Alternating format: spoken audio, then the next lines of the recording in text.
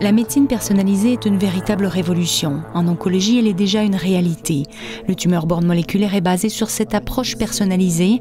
Il réunit en visioconférence des spécialistes de divers horizons, oncologues, pathologues, bioinformaticiens, spécialistes de la modélisation moléculaire qui regardent les maladies sous l'angle des anomalies moléculaires. Prenons l'exemple du mélanome avec cette mutation BRAF. Il se trouve que cette mutation BRAF, on la retrouve aussi dans d'autres types de cancers, mais à des fréquences plus basses.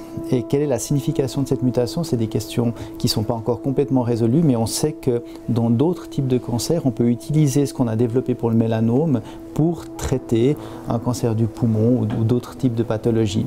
Et donc ça veut dire qu'on peut commencer à utiliser ce qui a été développé pour certaines pathologies dans d'autres pathologies sur ces bases moléculaires. Et c'est ça vraiment l'essence de l'oncologie personnalisée. Monsieur Menou, bonjour.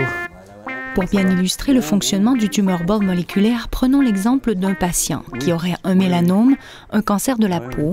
Son oncologue lui propose de faire une analyse moléculaire. Il sollicite donc l'aide du tumeur board. Une des options, c'est de faire des approches qu'on appelle d'oncologie personnalisée. C'est-à-dire plutôt que de regarder le type de cancer, regarder vraiment les altérations, les modifications moléculaires qui sont à l'origine de votre maladie. Une biopsie de la tumeur est d'abord analysée au laboratoire de pathologie clinique, puis un panel de gènes des cellules tumorales est séquencé. Les pathologues et bioinformaticiens interprètent les mutations. Sont-elles oncogéniques, passagères? Vous voyez ici en bas à gauche une prolifération à cellules fusiformes et pléomorphes de haut grade.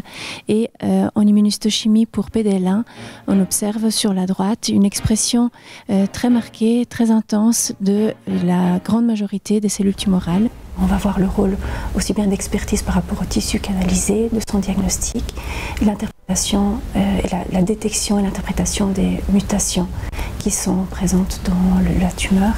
Ces altérations, on va essayer de voir quelle est leur fonction. Est-ce que c'est des altérations potentiellement bénignes ou alors mutagènes, enfin pathogènes qui vont contribuer au développement de la tumeur. On a trouvé 5 mutations sur la protéine TP53 et NF1. Parfois on a des résultats, mais on ne peut pas s'y fier beaucoup. La machine, elle donne tout le temps des résultats. Il faut aussi connaître un peu toute l'histoire et les parcours des données pour comprendre si cette info c'est bien, on peut aller avec.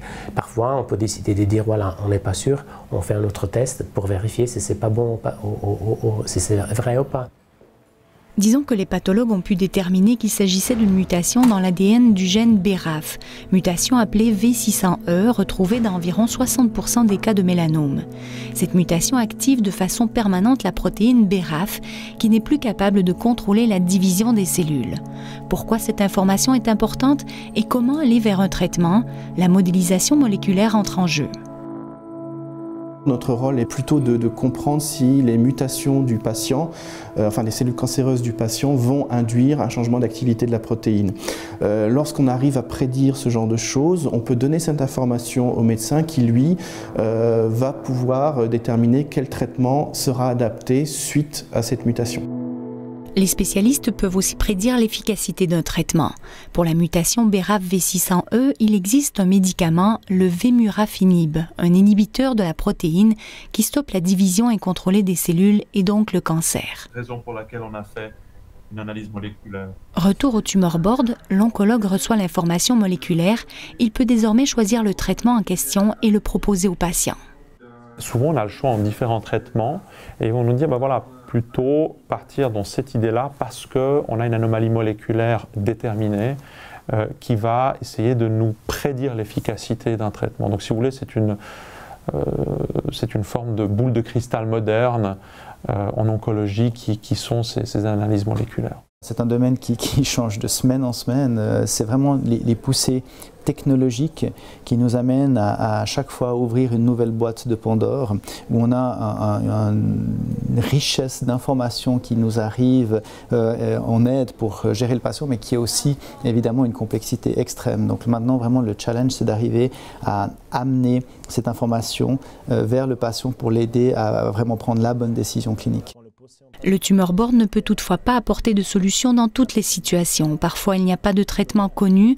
Parfois, les mutations de la tumeur ne sont pas connues. Et après 2 mois de traitement, 2 mois et demi de traitement, vous voyez que les métastases hépatiques sous inhibiteurs de MEK ont bien diminué.